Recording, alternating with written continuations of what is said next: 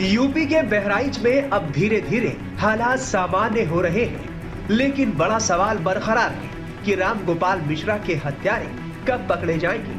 Police Ram Gopal Mishra के हत्यारों की तलाश में जुटी है। दावा है कि लाइसेंसी बंदूक से हमीद ने राम गोपाल मिश्रा को गोली मारी थी। सूत्रों की माने तो हमीद अपने दोनों बेटों सरफराज और फहीम के साथ नेपाल में अपने रिश्तेदार के पास भाग गया है।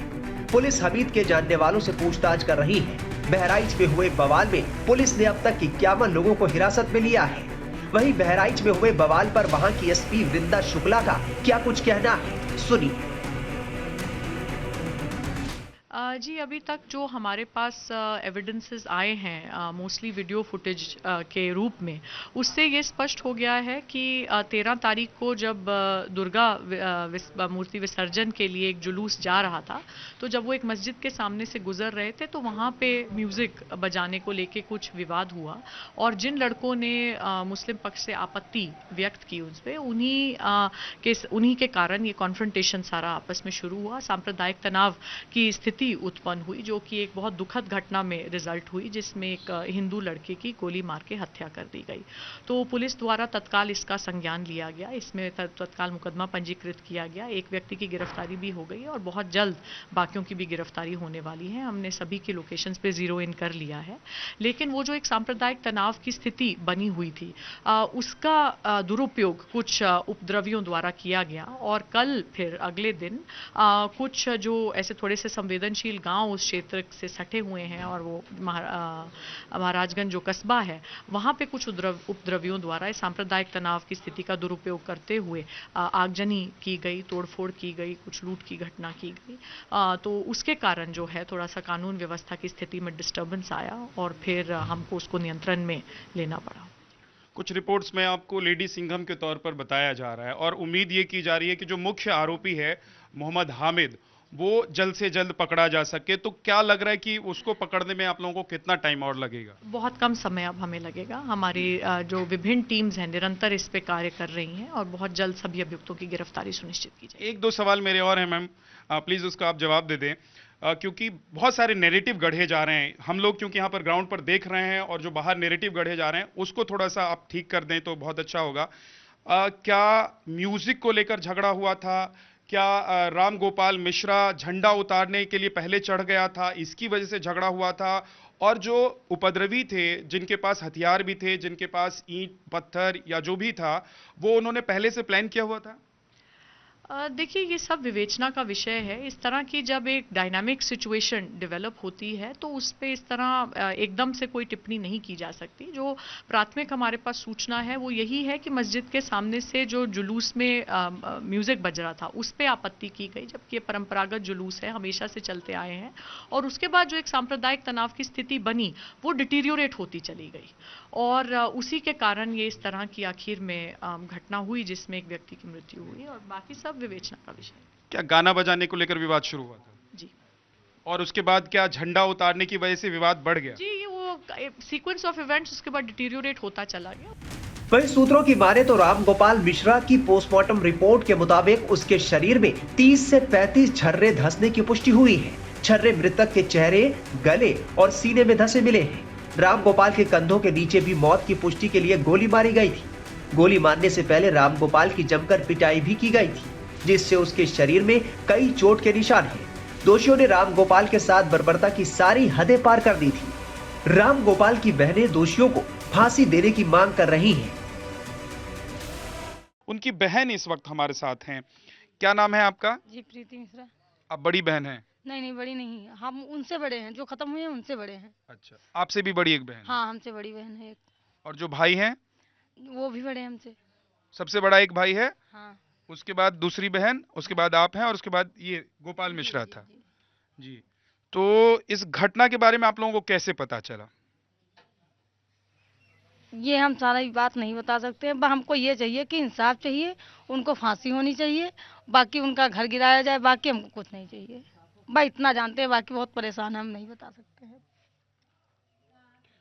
दीदी, जिस रात को शोभा यात्रा निकली थी शाम को, आप लोगों की मुलाकात हुई थी घर से जब गया होगा, यहाँ से निकला होगा उस यात्रा में शामिल होने के लिए, क्या बात हुई थी? जी कुछ बात नहीं हुई थी। वो भंडारा बनाता था, मतलब कैटरिंग काम करता था, मतलब दूसरे की नौकरी। तो वही मंदिर पे बना के गया था वहाँ देखने। अच्छा। मूर्ति मूर्ति देखने गया था वहीं, मतलब दंगा हुआ, वो पथराव हुई, मतलब सब लोग फेंकने लगे उधर के मुस्लिम लोग। तो मूर्ति टूट गई। मूर्ति टूटने के बाद में फिर ये लोग आगे बढ़े तो पुलिस वालों ने डंडे चालू कर दिए, इन लोगों को उल्टा मारने लगे। मतलब पुलिस से कोई मदद नहीं मिली। फिर इनको खींच लेकर अंदर गोली मारना चालू कर दिया तुरंत। 15 गोली लगी थी। जी। गला काटा गया, नाखून खींचे गए हैं प्लास से सारे। बस जैसा उन्होंने किया वैसा चाहते हैं कि जैसी उनको मौत हुई है वैसी होनी चाहिए, बाकी हमको कुछ नहीं चाहिए। आखिरी बार आपकी गोपाल से कब बात हुई थी और बातचीत हुई थी तो क्या बात हुई थी? बातचीत आखिरी बात कुछ नहीं, वो जब जा रहा था तभी बात हुई थी कि मतलब हम जा रहे हैं, बस यही बात हुई थी, बाकी कुछ नहीं। मम्मी पापा से कुछ बोल के गए होंगे? नहीं नहीं, बस यही बताया था कि हम जा रहे हैं देखने, हम्म। बस कोई और उससे पहले कुछ ऐसा माहौल नहीं था कि हम लोग जा रहे हैं तो वहाँ पे कुछ बात भी हो नहीं। सकती? नहीं, कभी ऐसा होता नहीं था वहाँ। हमेशा मतलब जाती थी मूर्ति, लेकिन ऐसा कभी नहीं हुआ है। परिवार के और भी लोग गए थे उस यात्रा में? हाँ, चाचा के लड़के थे, मतलब सब लोग यही सब थे। वो मतलब पूरा गांव था विसर्जन में, बहुत नहीं। पूरे भैया हिंदुओं की बात। जी। आपका क्या नाम है? जी मेरा नाम साधना मिश्रा है। ये चाचा की लड़की हैं, ये भी बहन लगती हैं, चचेरी बहन लगते हैं जी। जी तो बस हम लोग यही चाहते हैं कि हमारे भाई को जैसे मारा गया है उन लोगों के साथ भी वैसा उन लोगों को फांसी हो और मतलब उनका घर गिराया जाए और हम लोगों को इंसाफ मिले बस। और हम लोग कुछ नहीं चाहते हैं क्योंकि हमारे जो बड़े पापा बड़ी मम्मी वो लोग भी बहुत बुजुर्ग हैं।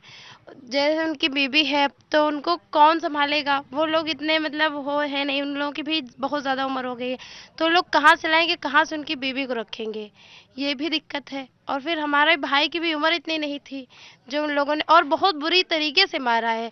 जैसे 1-2 गोली लगती कोई बात नहीं थी, 14 गोलियां उनके सीने में मारी गई और गला काटा गया तलवार से, यहाँ पर भी तलवार मारी गई और फिर पैर और हाथ के नाखून भी उजाड़े गए। इतनी दर्दनाक मौत किसको दी जाती है? मतलब हम हिंदू हैं तो हिंदुओं को क्या कोई इंसाफ नहीं मिलना चाहिए? तो हम योगी जी से भी यही मांगते हैं कि हमें इंसाफ, हम लोग को इंसाफ मिले बस। तो बस यही भैया रिक्वेस्ट है कि हम लोग को इंसाफ मिले।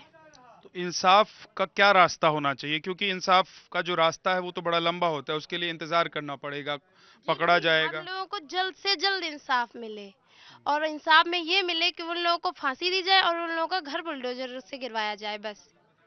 इतना जिसके घर में ये हत्या हुई। जी हाँ, जिसके घर में ये हत्या हुई, जिस घर में मेरे भाई की मतलब जान ली गई, वो घर गिराया जाए और उन लोगों को फांसी की सजा हो बस, और जल्द से जल्द हो।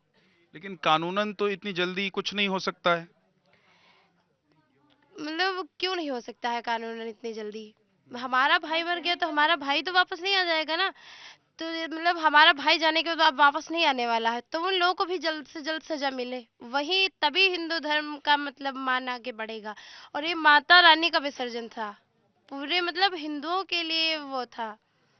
एक चीज बस बताइए यही चाहते हैं जी। कि मतलब इंसाफ मिले बस, भैया बस हमारा और सिर्फ कुछ नहीं। एक ही रिक्वेस्ट है, बस इंसाफ मिले, इंसाफ।